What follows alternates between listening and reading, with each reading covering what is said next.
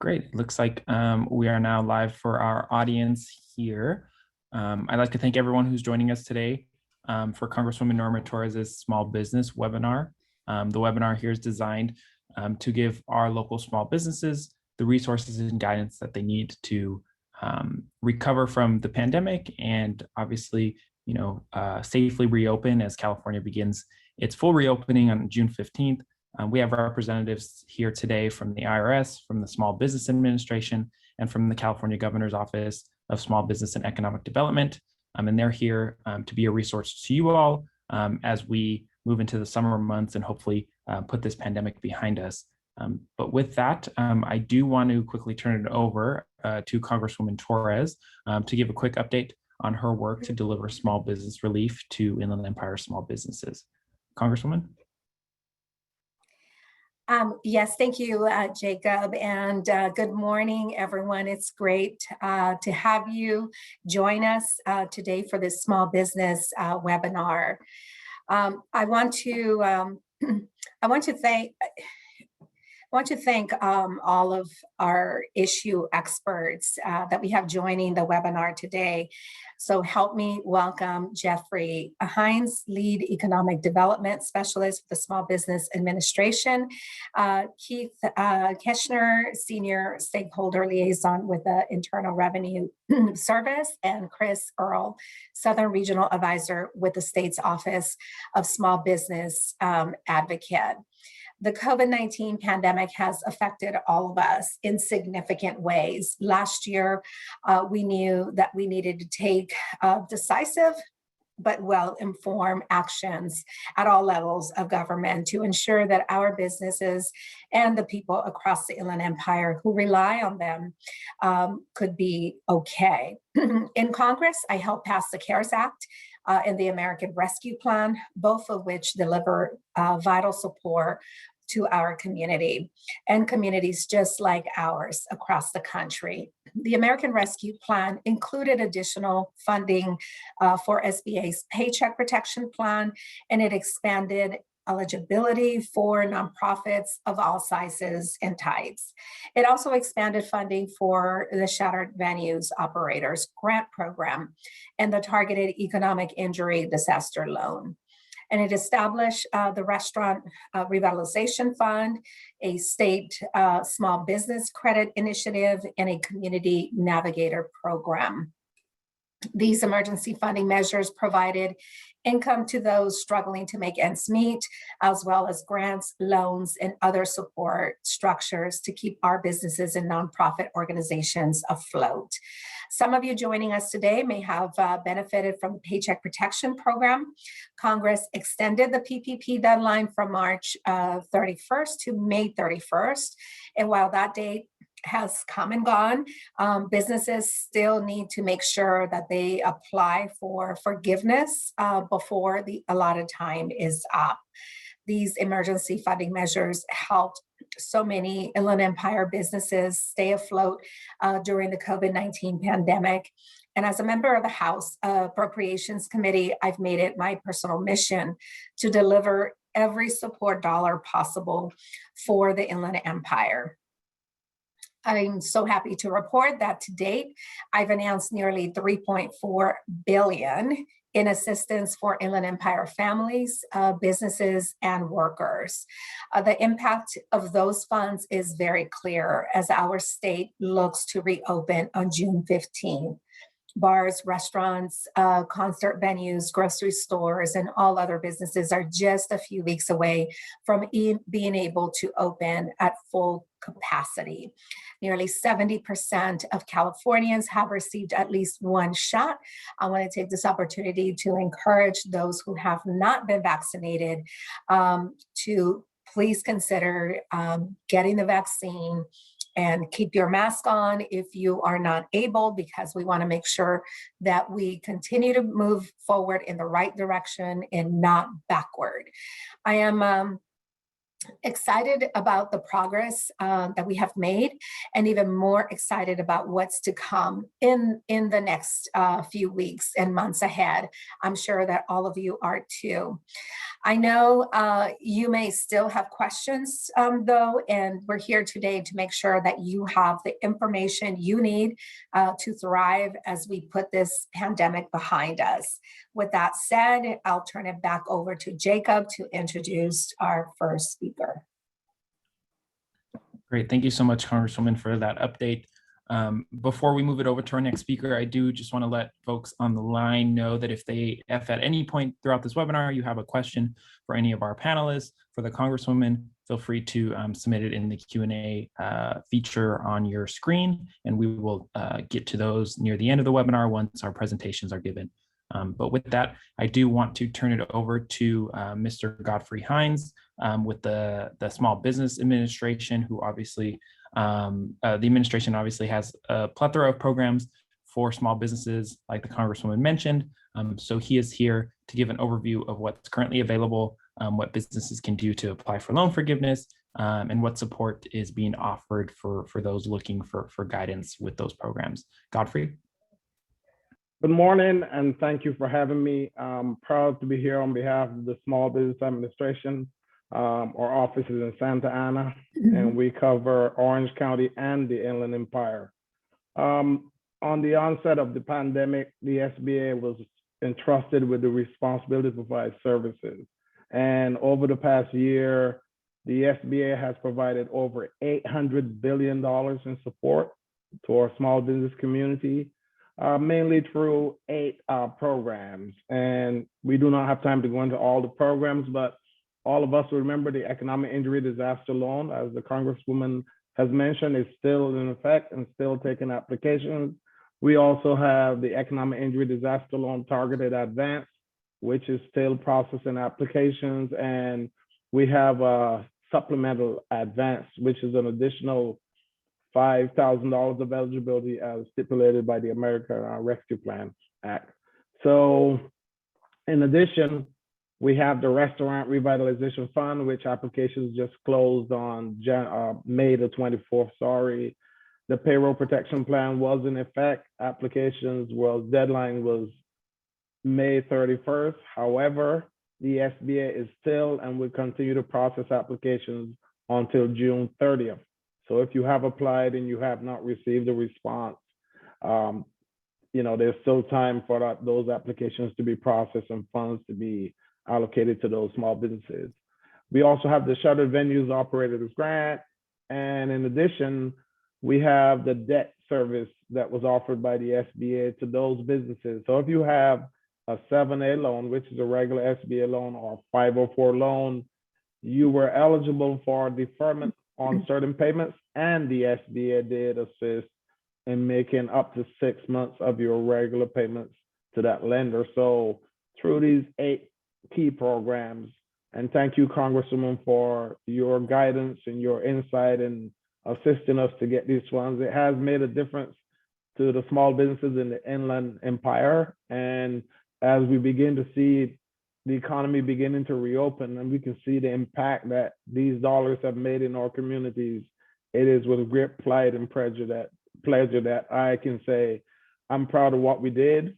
I'm proud of what we will continue to do to assist our small business community. Now, there have been some major changes in our programs. And first, I'll go back to the Economic Injury Disaster Loan Program. Last year, it was capped at $150,000 maximum per applicant.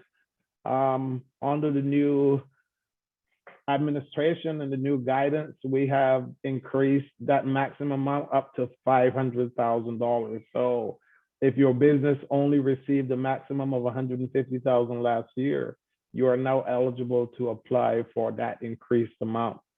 In addition, if you received a loan last year, you receive a deferment of 12 months. Now that has been extended to 24 months. And if you receive the Economic Injury Disaster Loan this year, which is 2021, you will have a deferment for 18 months, basically until your first payment becomes due. So those are great advances. As far as the Targeted Idle Advance, it will allow a business to secure the difference. If you were a single owner last year, you received $1,000. If you had employees, it was $1,000 per employee not to exceed 10,000. However, this advance is going to try to make you whole. There are some eligibility requirements in that Congress stipulated that it should go to those businesses that are located in low income areas. So that is one of the key requirements to determine your eligibility for that targeted advance. Must be located in a low income area. Additionally, the targeted advance and the supplemental advance have the same, that's a key part of those requirements, that your business is located in a low income area in order to be eligible. As far as the payroll protection program, like I said, the application period just transpired on May 31st. However, if you had a loan last year or you received one this year, your next biggest venture is going to be forgiveness, PPP forgiveness. Now, there are different forms to be completed based on the size of your business and based on the amount of your loan. However, the simple form will be extended to those businesses that receive loans of less than 150,000. And at last count, our records indicate that that was probably 90% of the loans made through the PPP were businesses, small businesses, and were in the amounts of less than 150,000. Of those that have requested and received forgiveness, we understand that 99.1% of all of those businesses that applied for forgiveness have received 100% forgiveness of their loan. So that is a good thing. Forgiveness is not immediate. You have 10 months after the end of your covered period, which is either 8 weeks or 24 weeks. When that period has transpired, you have 10 months to request forgiveness. And several of our businesses are concerned, oh, when am I going to apply for forgiveness? How do I apply? You have 10 months. You have to take your time, make sure you have your documentation, that everything is in accordance to the guidelines, that you have used 60% on payroll and you could have used 40% on other business-related items, and you request your forgiveness. Not all lenders are accepting forgiveness applications at this time, but we hope and we anticipate that in the very near future, you should be opened up to all businesses. So if your lender tells you that they're not taking applications at this time, that is possible. But remember, you have 10 months to request forgiveness. On the Restaurant Revitalization Fund, we know that monies are beginning to go to our small businesses. The initial allocation was $28.9 billion, and the initial applications that we received would have utilized 5 times the amount of our initial allocation. So we have several applications on hand and they're being processed by priority. First priority goes to businesses that were owned either by women, veterans, or socially and economically disadvantaged owners. So this was the first priority as established by the administration from day 1 through 21. So those businesses are already beginning to receive funding. The Shuttered Venues Operators Grant, we understand that businesses are beginning to receive funds and they're still open for applications and still soliciting for eligible businesses to apply. So in the essence of time, I'm not going to go into all of the programs, but I think the main thing that I wanted to emphasize here, the Economic Injury Disaster Loan Program is still open, still taking applications up to a maximum of $500,000 for 30 years. The targeted advance is still receiving applications. If you have received an email from the SBA, and be very careful with all of the hacking and social media, people trying to steal your information, those emails should come from sba.gov. And maybe it's in your spam, but you have to respond and provide those documents that are required in order to be eligible for either the additional monies up to 10,000 and that 5,000 additional advance. At last count of 4 million invites the SBA had sent out, only 1 million small businesses had responded. So there'll be a second attempt starting on June the 3rd to reach those additional 3 million small businesses that are eligible and still have not responded. So please check your emails. If you see that invitation, please go back to the SBA's web portal and do apply, submit those documentations. After all, it is free money, and it's money that you don't have to pay back at all. In closing, I wanted to remind all of your constituents and our general public that PPP loans is not taxable according to the IRS's code. So it is not counted as income to you, and it's basically free money after you've received forgiveness. Now, forgiveness takes a bit of time. You submit the application to the lender. Lender has 60 days to review that application. Lender submits the application to the SBA. The SBA has 90 days to respond back to the lender. So basically, you're looking at 5 months between the time of your initial application and a decision made by the SBA back to that lender, communicated to you by the lender. If you do not receive 100% forgiveness, you have the ability to submit a request for an appeal and have the SBA look at your documentation to determine if the lender made the correct decision. So thank you for having me. I'm here. I'm open to your questions, and I'll try to address all of your concerns as possible. Thank you.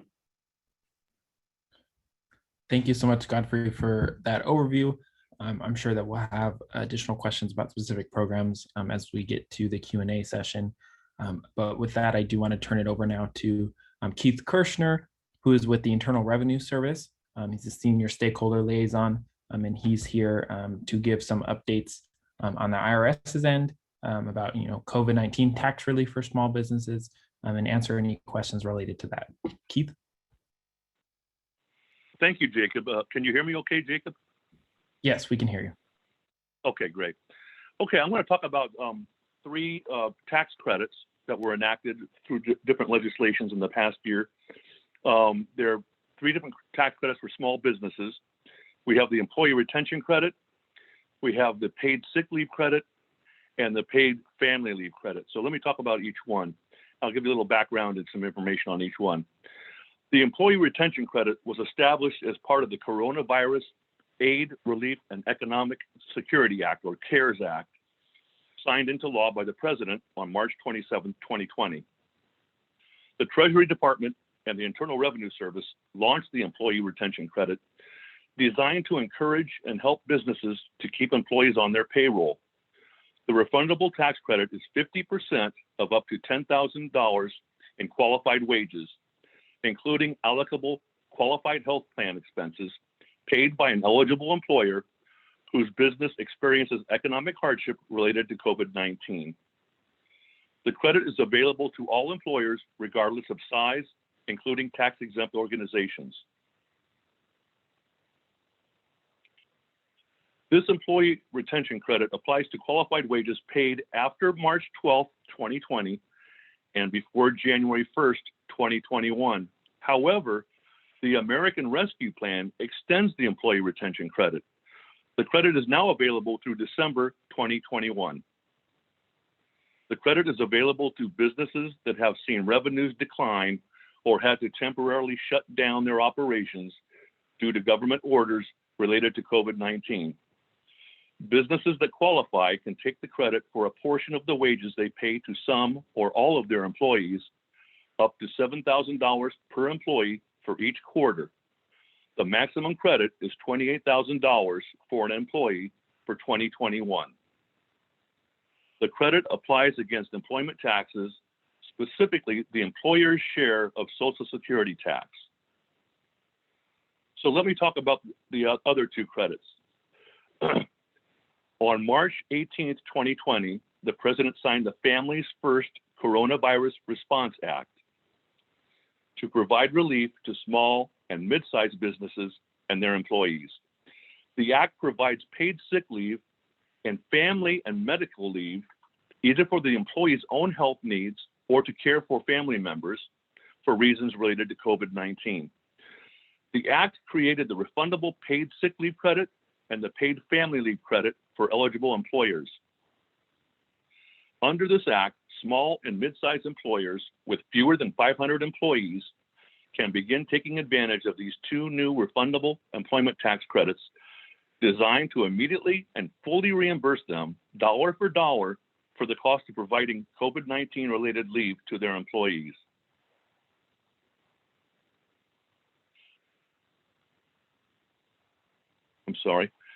Eligible employers will be able to claim these credits based on qualifying leave they provide between April 1st, 2020 and March 31st, 2021. However, again, the American Rescue Plan extends these paid leave credits, and under the new law, paid leave credits are available for periods of leave through September of 2021. Equivalent credits are available to self-employed individuals based on similar circumstances. An employee who is unable to work for reasons due to COVID-19 is entitled to paid sick leave for up to a total of 2 weeks or 80 hours at the employee's regular rate of pay, or if higher, the federal minimum wage or any applicable state or local minimum wage up to $511 per day. Businesses can take dollar for dollar tax credits equal to qualified sick leave wages of up to $5,110 or qualified family leave wages of up to $12,000 if they offer paid leave to employees who are unable to work or telework due to COVID-19. These credits are meant to encourage business owners to offer paid sick and family leave related to COVID-19. Paid leave is intended to help keep the virus under control by encouraging employees to stay home if they are sick or need to get vaccinated. So I give you a quick overview of these three tax credits, and we can talk a little more on the Q&A, but I wanted to just give you a brief overview of all these credits. And you can find more information on all these credits at irs.gov. Simply type in COVID-19 or tax credits, and these will pop up in the after you do the search. So that's it for me. Thank you for the time, and I'll hang on for the question and answer period. Thank you. Great. Thank you, Keith, for that presentation. I'm sure we'll get into those credits a little bit more later on in the Q&A. But next up on our list, on our agenda here, is Chris Earle, who's with the California Office of Small Business Advocate. He's their Southern Regional Advisor, and he's here to give us more insight into what the state of California is doing to provide relief for small businesses. So Chris, I will let you take the floor. Thank you. I believe they were going to share some slides. If not, I can share my screen. Oh, perfect. All right. So hi, good morning, everyone. Thank you, Congresswoman Torres, for the invitation to speak with your constituents today. My name is Chris Earle, and I'm the Southern California Regional Lead Advisor for the California Office of the Small Business Advocate. We're located within the Governor's Office of Business and Economic Development, and I'll give you a brief overview of what we're looking at within the California landscape. While our recovery is underway, we can't be satisfied with just going back to the way things were. So with Governor Newsom's California Comeback Plan, he's outlined comprehensive strategies and investments to address the state's most stubborn challenges. So within the $100 billion plan, we plan to invest, it's been proposed to provide an additional $1.5 billion in COVID-19 relief grants, which would bring the total funding amount to $4 billion with approval from California legislature. And I'll dive into that a little bit more in one of the later slides, which will represent, if approved, the largest small business grant program in the country. Secondly, the governor has delivered a historic $6.2 billion tax cut for California small businesses, which will be the largest state small business tax cut in history. And that program falls within the CalBiz team. So a lot of our small businesses that deal in tax credits and things are probably more familiar with the CalBiz team than our office, the Small Business Office. And I'll give you a little bit more into what we do as an office and some of the programs that we have going on and forthcoming. And additionally, California is home to 4.1 4.1 million small businesses, which represents over 99% of all the businesses in the state, which employs nearly half of the state's total workforce. So in essence, small businesses are very critical drivers of our economic growth and mobility, which creates 2/3 of our total net new jobs, which, by virtue of that, builds wealth in our communities and continues to push innovation to solve global problems. And so moving on to this next slide here.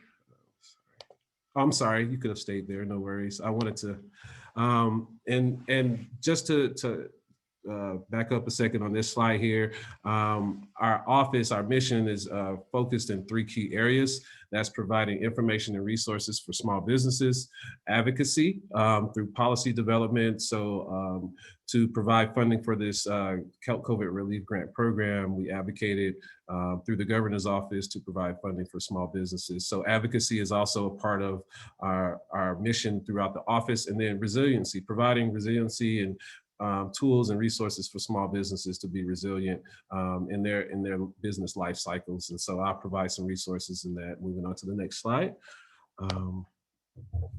And in this slide here, just wanted to provide a visual of our California Business Center network. We provide $17 million annually to create a small business technical assistance network, and we're located in all regions of the state. We do partner with our federal technical assistance partners, such as our small business development centers, our procurement technical assistance centers, as well as our women's business centers. And so we partner with those entities to provide technical assistance in the areas of our state priority areas. And we do that through providing trainings and webinars, as well as one-on-one counseling. So a lot of you may be familiar with SBDCs and some of our other technical assistance providers. We partner with them to help. Well, we partner with them and provide funding so that they can focus on our state priorities in addition to their federal ones. Additionally, Cal OSBA actively partners with the Entrepreneurship Task Force and other small business organizations and corporate entities to curate and amplify information through our website tools, newsletters, podcasts, and community events. And you can follow us on social media at Cal OSBA, California OSBA. And we can move on to the next slide here. And again, on this slide right here, I just wanted to highlight some of the existing programs through GoBiz, as well as I wanted to read off a few programs that are new as well. But I'm sure many of you may be familiar with our CA Rebuilding Fund program, which provides affordable loan and services for small businesses. It's a pretty straightforward program. And then also, I did mention the tax cut program that the governor announced. But in addition to that, we've had our sales tax relief and Main Street small business hiring tax credit programs, which have been running since the end of last year. So those have been going, they're fairly recent, but they've been going. And then obviously the program, the small business grant program, falls under my office. And so we're heavily involved with that program. But additionally, I wanted to provide you all with a few additional highlights and programs and key actions for supporting small businesses from the state. As I've mentioned, the grant program and our small business tax cut program, but then also through our state small business credit initiative, there's an estimated $895 million from that program, which will go to supporting financing of small businesses. And so through our partner, through iBank and our other lenders, our lender network, I should say, there'll be various programs and tools that will be at disposal of the small businesses. And then there's going to be a massive expansion of the Cal Competes tax credit program. The program will be increased to $360 million and establishing a $250 million Cal Competes grant program, which will incentivize businesses to relocate to California. And the Cal Competes program falls under the Treasurer's Office in partnership with the state, the Governor's Office. And then you have supporting California's ports. There will be a $250 million investment to address revenue impacts on ports to drive economic activity goods movement, as well as regional employment to stimulate workforce growth. Additionally, we have promoting green small businesses, which is a $200 million program to expand sales tax exclusions through the California Alternative Energy and Advanced Transportation Financing Authority. That will go to promote growth and incentivize green manufacturing in California. And additionally, we have tax credits for hiring and retaining small businesses, an additional $147 million for the Main Street Small Business Tax Credit Program that I earlier mentioned. So there will be some additional funding provided for that program. And so the main stipulations is that small businesses have hired and retained workers since the second quarter of 2020. That's kind of the main criteria there, in addition to the baseline guidelines for the program. And then jumpstarting tourism, which is huge for us, $95 million to allow California's tourism industry, one of the largest economic drivers in the state, to come back roaring from this pandemic. And then lastly, mitigating SALT deduction. Small businesses can recoup some of their tax benefits lost from the 2017 state and local tax SALT deduction program. So all of these programs do not fall directly under my office, but I did want to highlight them. So if you have questions about them, I may not have the answer on each one of these programs, but I can definitely provide you some information so that you can get in touch with the right individual. And then we can move on to the next slide. And again, just to kind of dive a little deeper into the COVID-19 relief grant program. In February, the governor signed legislation. Initially, we were approved for $500 million in grant funding for small businesses. Obviously, that was not nearly enough funding. So in February, the governor signed legislation to provide an additional $2.075 billion in grants for this. And so as you've seen, we've had grant programs 3 through 6, which were funded directly through that additional legislation from February. And so now we're at the point where we have requested an additional $1.5 billion, which will go directly to businesses that are currently on the wait list. So I wanted to make that very clear. Businesses that are on the wait list or that have not been funded through the COVID-19 relief grant program, because essentially the program is technically over, but with approval from California legislature, that additional funding would go directly to fund those businesses that did not receive funding, that were initially waitlisted. And then any remaining funding would go towards an open round of grants. And so that's essentially what the outlook will look like if that grant program is approved. So hopeful that we will, and I'm very optimistic that we will get approval on that. And again, we had two initial rounds, and then we asked for additional funding, which provided funding for rounds 3 through 6. And so now we're focused on hopefully more funding which would provide rounds 7, 8, and 9. So we can move on to the next slide. Oh, and before I move on, I did want to highlight Lendistry. They are our partner intermediary, which was chosen to disperse the funds to our small businesses. They were selected through an RFP process and were awarded the grant. And I wanted to highlight them. It was a very, very, I guess, large program, a lot of challenges and things of that nature, making sure businesses had applications in the system. And then also being an online program, it made things a little bit challenging in that regard.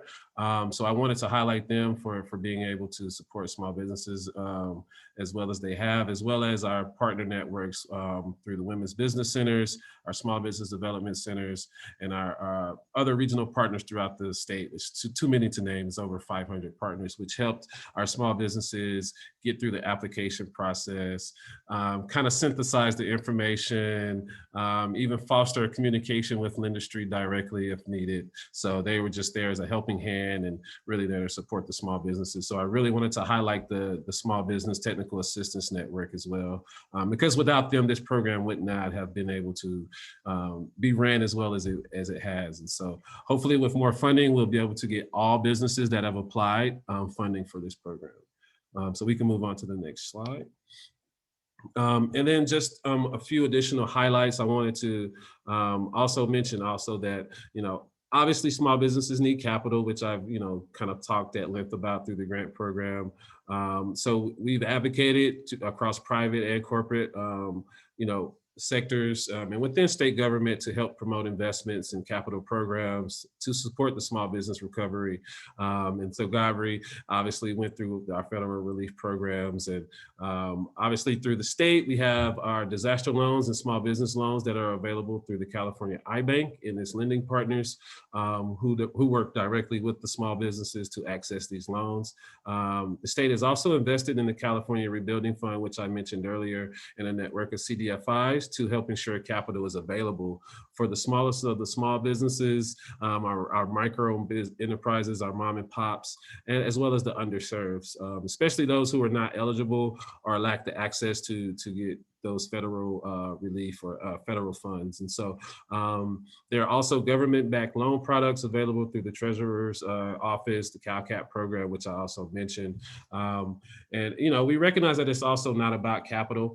We also focus on access to government marketplaces and private supply chains. I myself, I'm the statewide lead on procurement and supply chains in addition to my regional role. I'm actually one of the Congresswoman's constituents myself. I live here in the Fontana area. And so very happy to do this presentation. But we also engage with small business committees at Caltrans and the Department of General Services, as well as provide access to agency assigned small business advocates, which there are about 239 across the state. So a part of my role is correspondence and communicating with those small business advocates, the individuals who should be corresponding with you at our various agencies across the state. So I'm your small business advocate. So I get to have those conversations and have the pleasure of speaking with small businesses almost on a daily about the good, bad, and indifferent. And so it's my role to go and advocate on behalf of small businesses, small or big, the issue doesn't matter to me. We want to be able to provide an environment to where businesses can thrive. And so that's my goal. And so that's kind of the approach I take with working with our state agencies. And so we can move on to the next slide. And before I get into this actual slide, I did want to mention that our other areas of focus, obviously access to capital, supply chains, and procurement, but then also e-commerce, as well as trade and exports. And so this slide right here is actually focused on our Get Digital California program, which is California's e-commerce initiative. And we support small businesses and really encourage them to adopt digital online tools and e-commerce solutions, embrace social media platforms and other technology platforms to help them pivot and adapt to a new e-commerce marketplace, which COVID has kind of forced us to kind of move into. And so if you visit our website, business.ca.gov/Get Digital CA.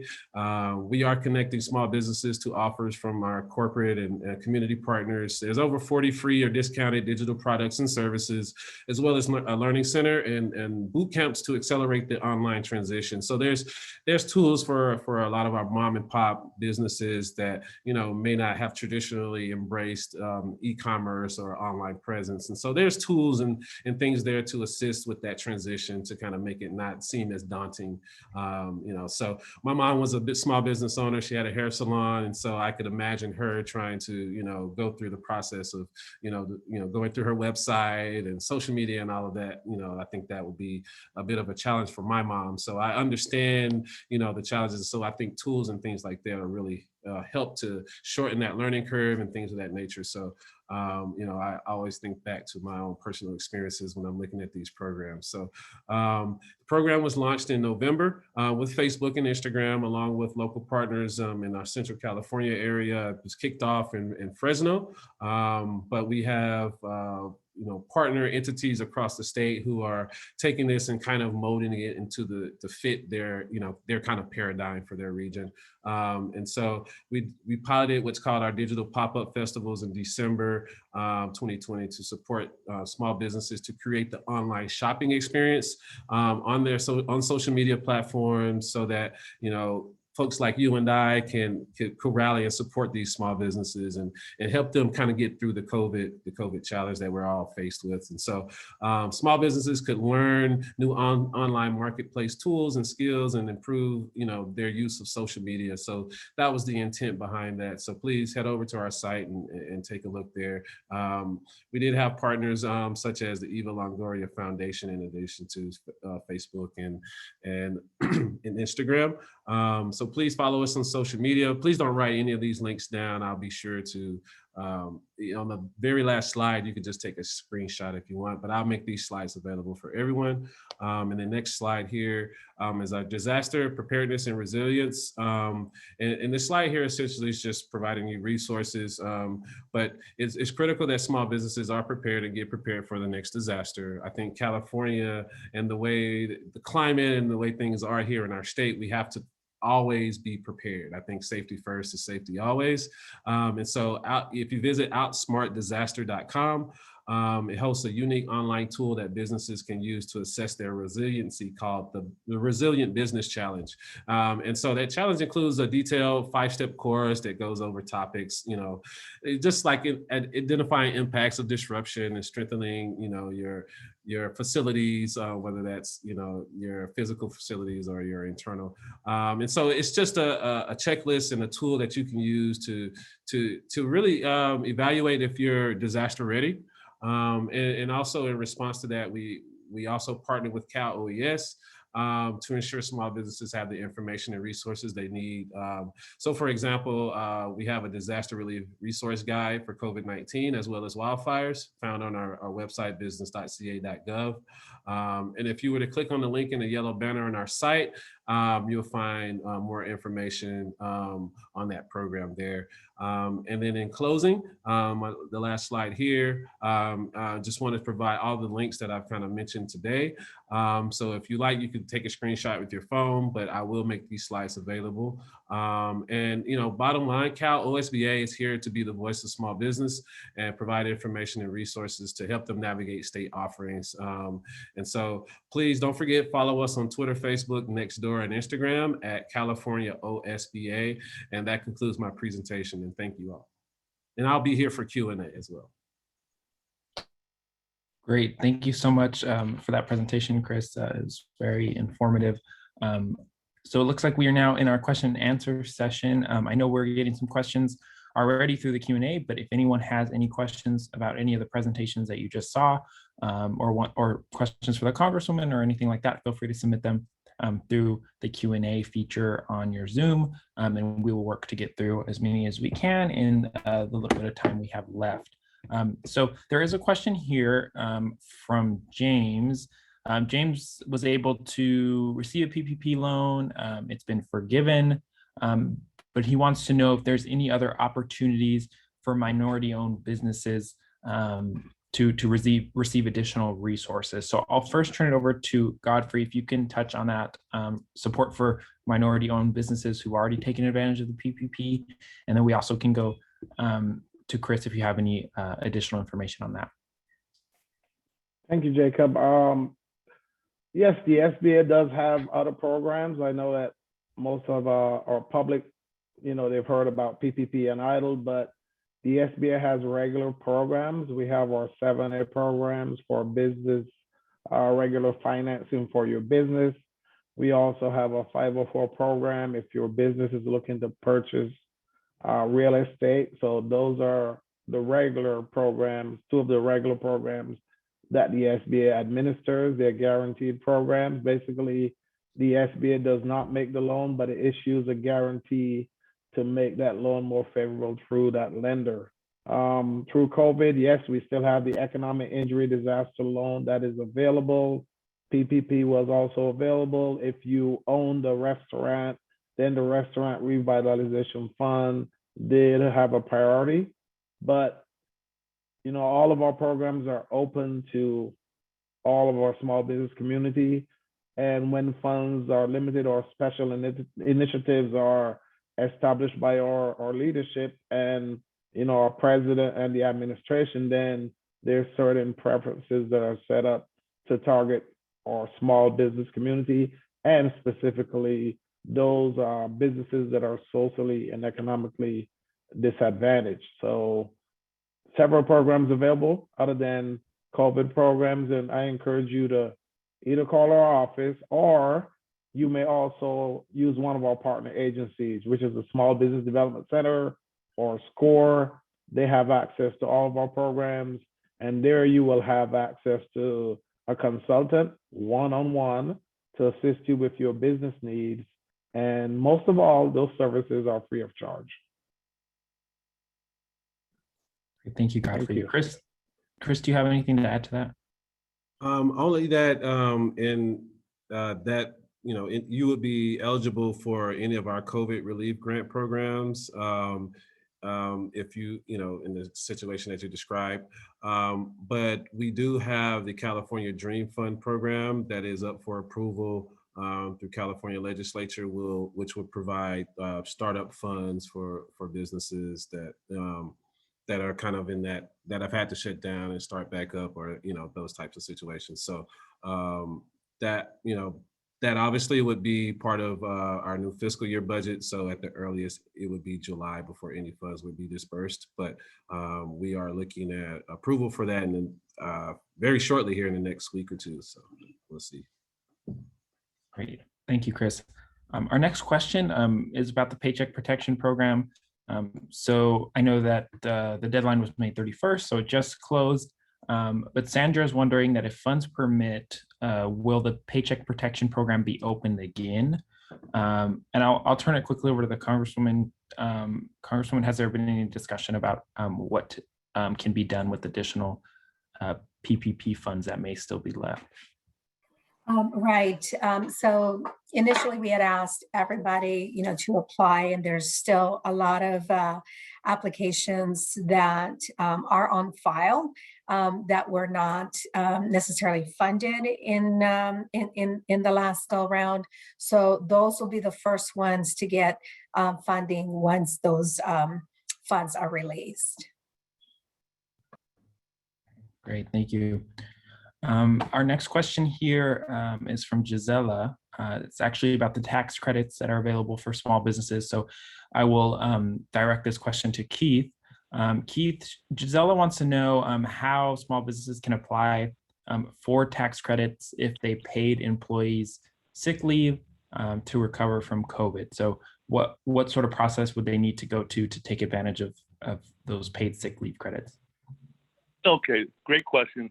And unfortunately, I didn't have time to go into the details. I actually did a workshop, a webinar on these credits, and I spent a whole hour on this, so I wasn't able to cover that. But to answer her question, you would claim these credits, all three of the credits, on your quarterly federal information return, which is typically a 941 form for most employers. It's a 941. And the credits are all on that 941. So you report it quarterly. That's how you claim it. When you file that quarterly tax return, the 941, you claim that on their tax return. And there are different lines. While I'm on the subject, let me go ahead, and I have those forms up right now. For instance, the paid sick leave and paid family leave credits are on line 5, and there's different 5A and 5B and 5D. That's where you claim those sick leave credits.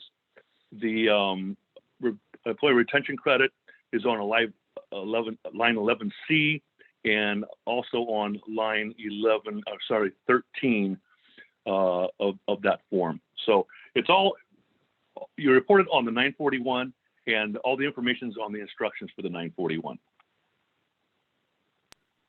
Thank you, Keith, for that clarification.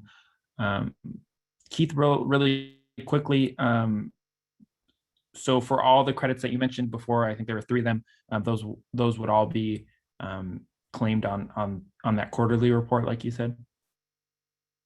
Exactly, yeah. You report that on the quarterly. It's the 941 form is called the Employer's Quarterly Federal Tax Return. And so most employers should be familiar with this return. They have to file it quarterly. Great, thank you. Our next question is one of our constituents had a chain of boutiques that had to strategically close, because of the pandemic. while they would have liked all of them to stay open, the pandemic did unfortunately force them to shut down some of them. They're wondering if the SBA or the state offers advice or guidance on how to make the best decisions when having to collapse parts of your business or reopen certain parts that you may have closed. What advice can be offered to them. So I'll turn it over to Chris first. I'm on the state side, and then I will go back to Godfrey on the SBA side. Thank you, Jacob. So yes, first off, I would definitely say please please visit our website and go and select our one of our technical assistance centers. We have a team of advisors. Godfrey can attest to this through the SBDC, as well as our other SBA partners through SCORE, as well as Women's Business Center. Please, make an appointment with an advisor there.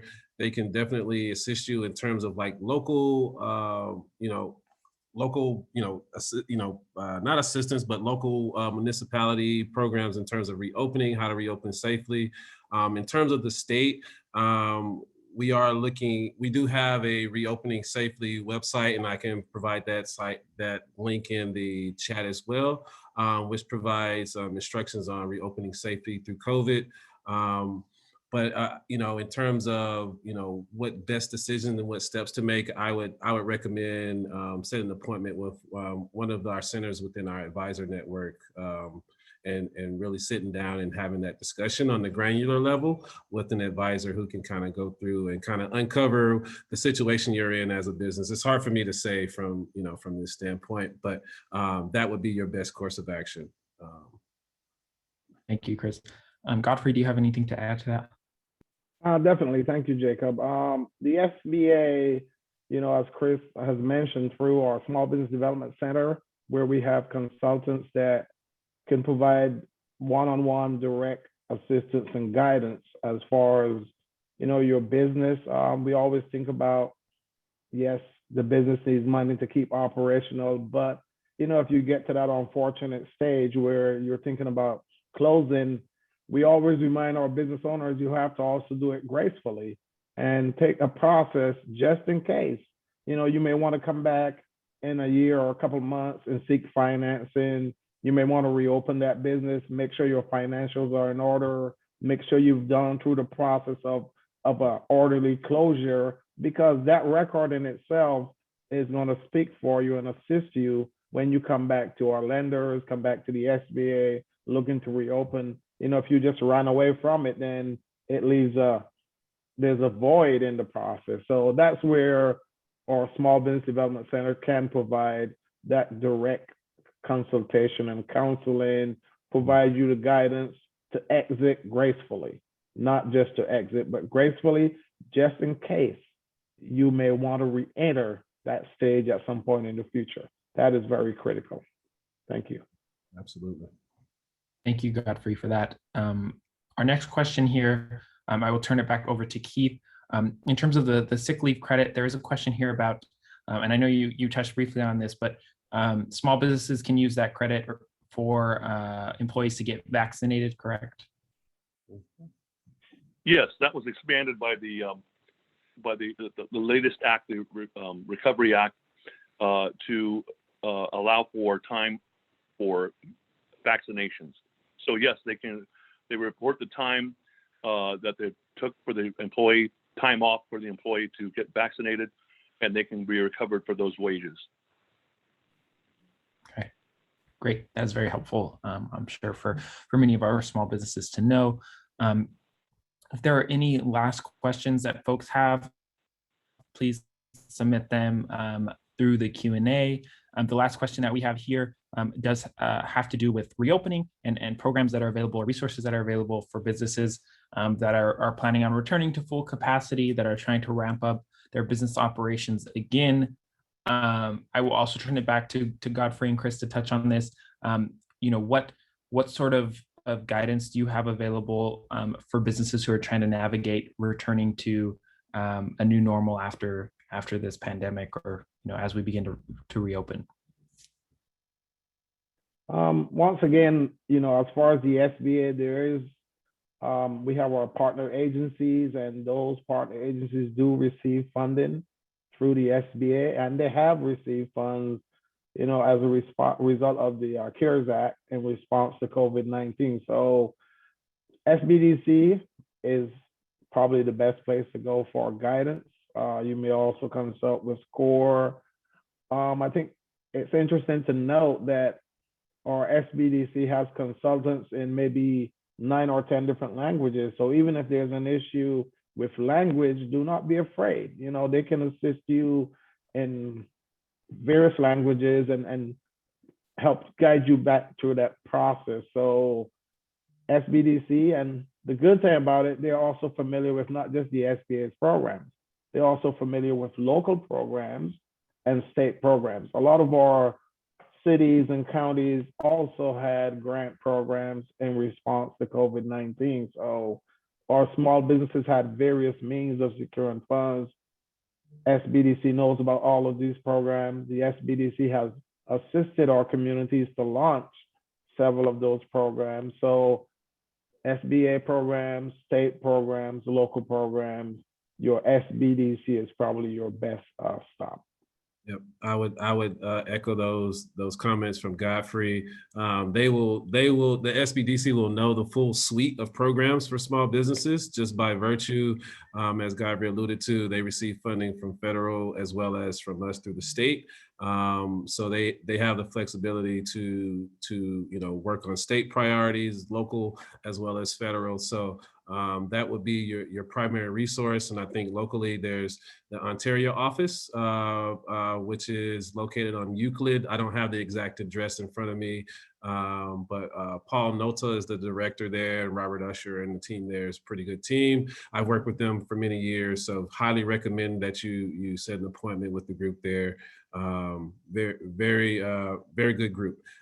So yes, SBDC would be, the obvious choice in terms of a resource that will have a full breadth of programs, an understanding of, where all the programs lie, especially with local programming, because a lot of times we found that local municipalities, as Godfrey mentioned, have, micro grant programs and things of that nature, local assistance programs for commercial landlords. I've seen all types of different programming in our local municipalities.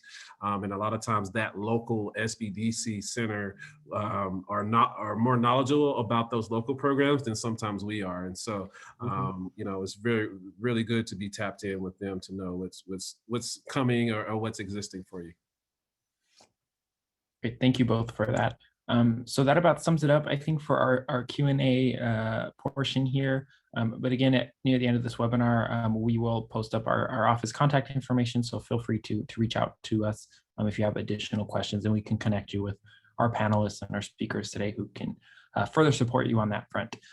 But lastly, I do want to turn it back over to the Congresswoman for her final words, to close out the webinar.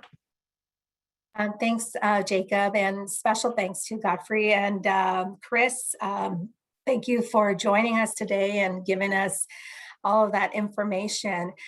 I think for small business, well, really, no matter what size your business is, there is help for you out there. So don't be afraid to reach out. All of us are here for you to try to help you.